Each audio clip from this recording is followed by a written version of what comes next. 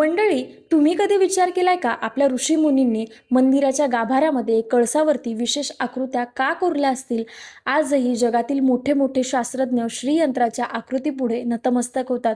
लोक म्हणत असतात की लक्ष्मी माता चंचल आहेत, पण जिथे श्रीयंत्राचा वास आहे ना, तिथे लक्ष्मी माता स्थिर झाल्याशिवाय राहत नाही.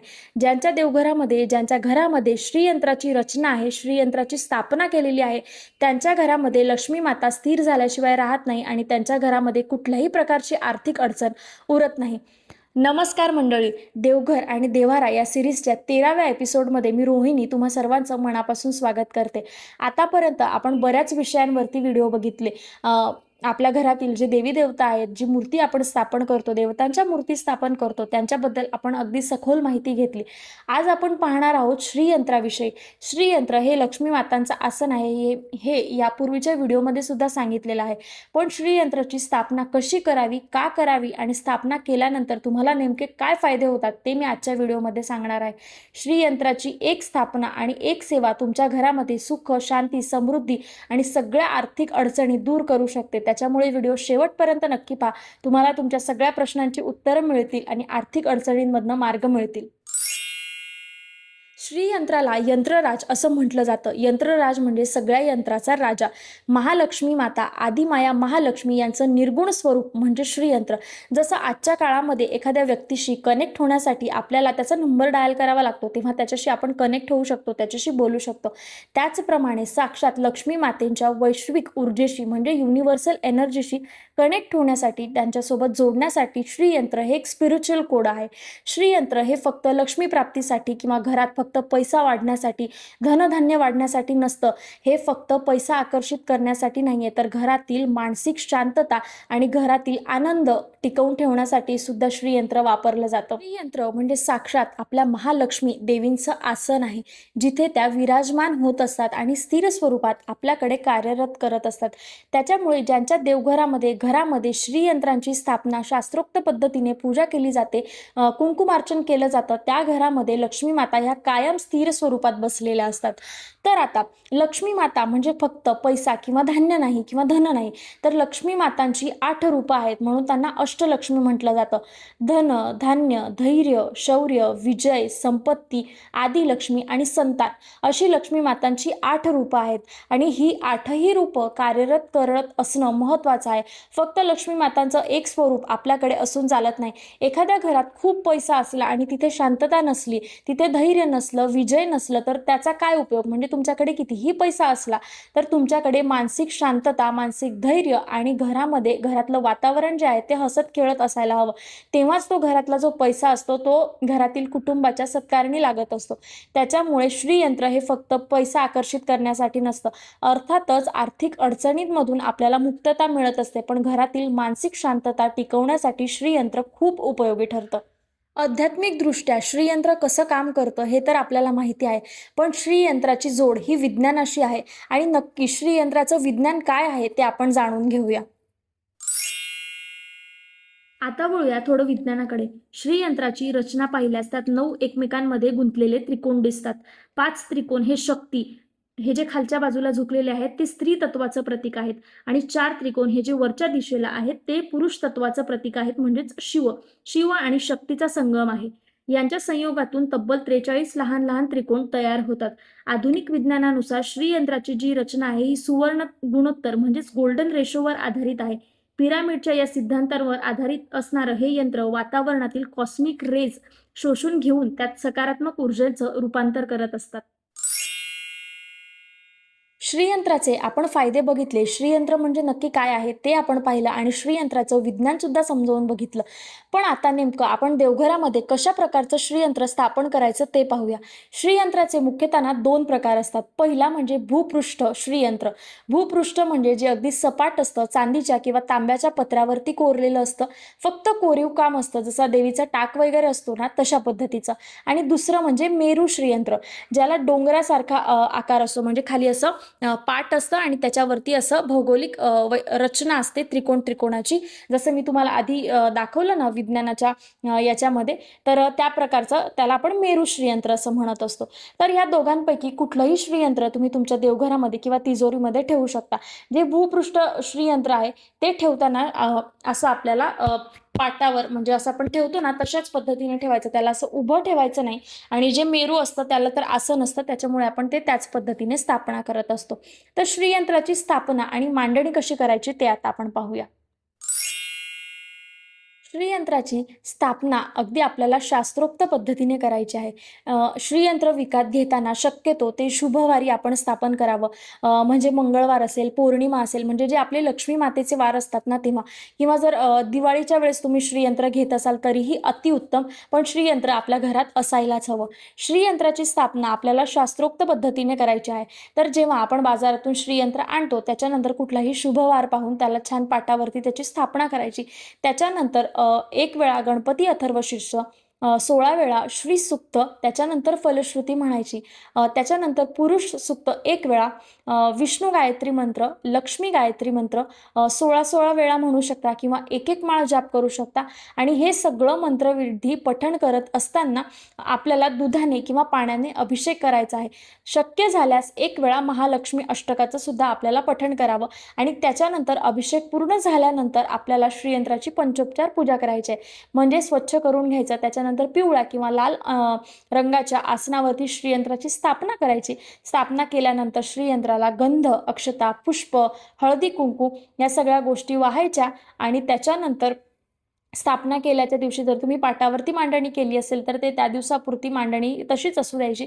आणि दुसऱ्या दिवशी मग ते आपली जी पंचायतनाची पायरी आहे, पंचायतन पायरीच्या खाली म्हणजे जिथे लक्ष्मी मातांची मूर्ती किंवा फोटो आपण ठेवलेला आहे त्याच्या एक्झॅक्ट खाली श्रीयंत्राची आपल्याला स्थापना करायची आहे.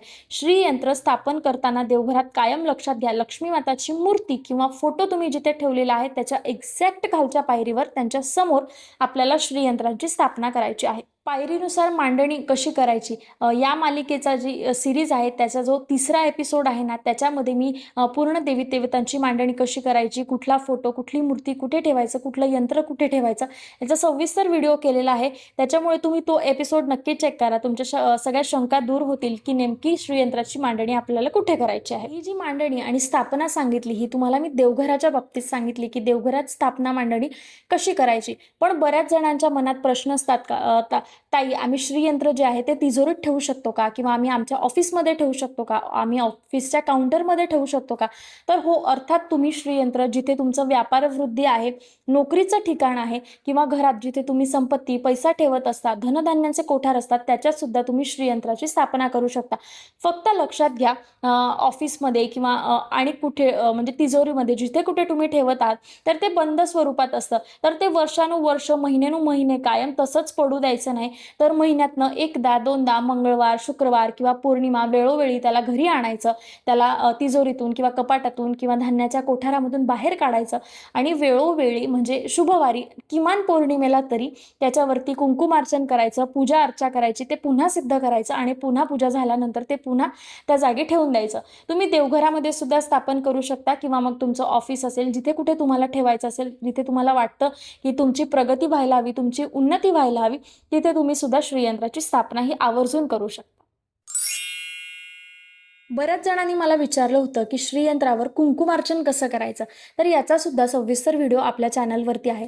तरी पण मी थोडक्यात सांगते. तर श्रीयंत्रावर कुंकुमार्चन करण्यासाठी जो शुभवार असतो देवीचा, मंगळवार, शुक्रवार, पौर्णिमा, अमावस्या या वारी तुम्ही कुंकुमार्चन करू शकता. आणि लक्ष्मीपूजनाच्या दिवशी तर तुम्हाला श्रीयंत्रावर कुंकुमार्चन हे आवर्जून करायचं आहे. लक्ष्मीपूजनाच्या दिवशी तुम्हाला जितक्या जास्तीत जास्त लक्ष्मीच्या सेवा करता येतील ना तितक्या करायच्या असतात. कारण की त्या दिवशी साक्षात भगवान विष्णू आणि भगवान कुबेर हे धर्तीवरती कार्यरत असतात. ते भ्रमंतीसाठी निघालेले असतात. त्याच्यामुळे त्यावेळेला आपल्याला लक्ष्मी प्राप्तीच्या सेवा करणं हे खूप महत्त्वाचं आहे. पण पौर्णिमा, अमावस्या बघून किंवा जेव्हा तुम्हाला वेळ असेल, आता धकाधकीच्या जीवनामध्ये तर तुम्हाला जेव्हा केव्हा वेळ असेल तर सकाळच्या वेळी किंवा दुपारी किंवा संध्याकाळी तुम्ही तिन्ही वेळांपैकी कधीही श्रीयंत्रावर अभिषेक किंवा कुंकुमार्चन करू शकता. तर कुंकुमार्चन करण्यासाठी एका पाटावरती छान लाल किंवा पिवळ्या रंगाचं वस्त्र अंथरायचं. त्याच्यामध्ये एक कामण ठेवायची आणि त्याच्यामध्ये श्रीयंत्राची रचना करायची, डायरेक्ट पाटावर किंवा कापडावर ठेवायचं नाही आणि ही 2 बोटं आपली आणि हा अंगठा याच्यामध्ये कुंकू पकडायचा, असा घ्यायचा आणि तो श्रीयंत्राचं जे वरचं टोक असतं त्याच्यावरती आपल्याला असा टाकायचा असतो हळूहळू. आणि टाकताना आपल्याला 16 वेळा श्रीसूक्त, 1 वेळा पुरुष सूक्त, विष्णू गायत्री मंत्र, लक्ष्मी गायत्री मंत्र, एकदा महालक्ष्मी अष्टक शक्य झाल्यास तुम्हाला पठण करायचं आहे. आणि ते पठण झाल्यानंतर तो जो कुंकू जमा होतो तो तुम्ही एका डबीमध्ये जमा करायचा आणि घरातील जी करती स्त्री आहे, म्हणजे सौभाग्यवती स्त्री असेल किंवा घरातील पुरुष मंडळी असतील, अगदी लहानगे सुद्धा त्या कुंकूचा रोजच्या रोज वापर करायचा आणि तो कुंकू आपल्याला आपल्या मस्तकी लावायचा असतो. पण लक्षात घ्या, कुंकुमार्चन केलेला कुंकू अगदी पायदळी येणार नाही किंवा त्याचा अपमान होणार नाही याची आपल्याला काळजी घ्यायची आहे. तर आता हे झालं सविस्तर श्रीयंत्रावर कुंकुमार्चन कसं करायचं ते. पण आता बरेच लोक म्हणतील की धकाधकीच्या जीवनात इतकं करणं तर शक्य नाहीये, तर तुम्ही 1 वेळा श्रीसूक्त म्हटलं तरीही चालेल. एक पाटावरती अगदी तशीच्या तशी मांडणी करायची आणि 1 वेळा श्रीसूक्त म्हणायचं आणि जे आपल्याला अशा पद्धतीने कुंकुमार्चन करायचं असतं ते करायचं.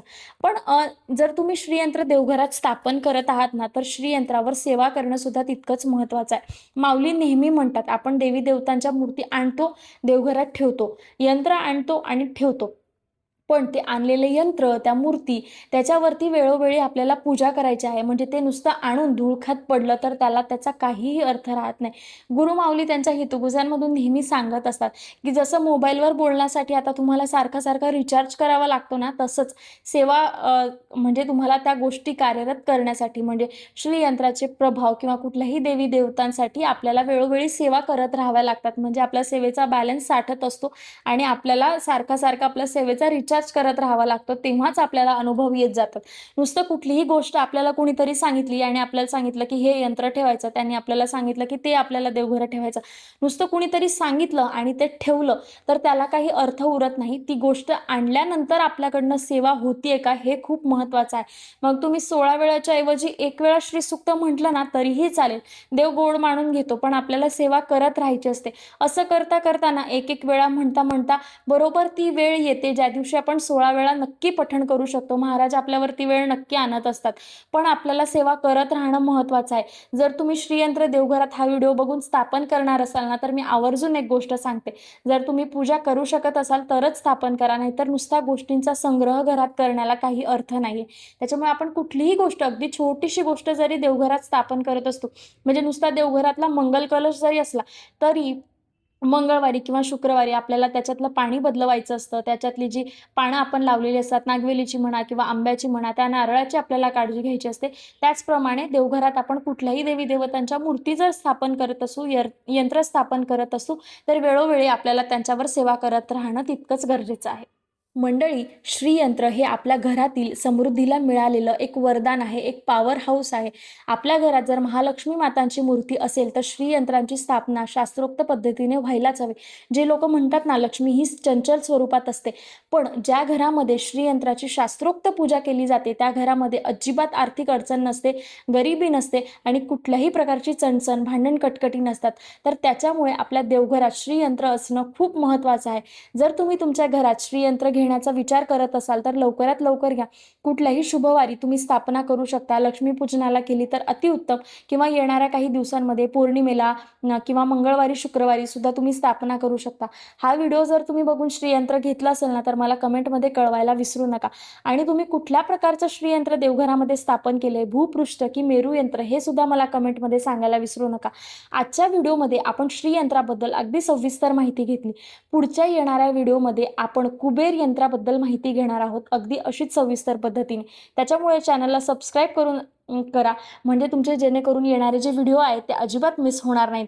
आजचा व्हिडिओ आवडला असेल तर एक लाईक करा आणि शेअर नक्की करा. पुन्हा आपण भेटूया पुढच्या व्हिडिओमध्ये. तोपर्यंत सगळ्यांना श्री स्वामी समर्थ. नमस्कार.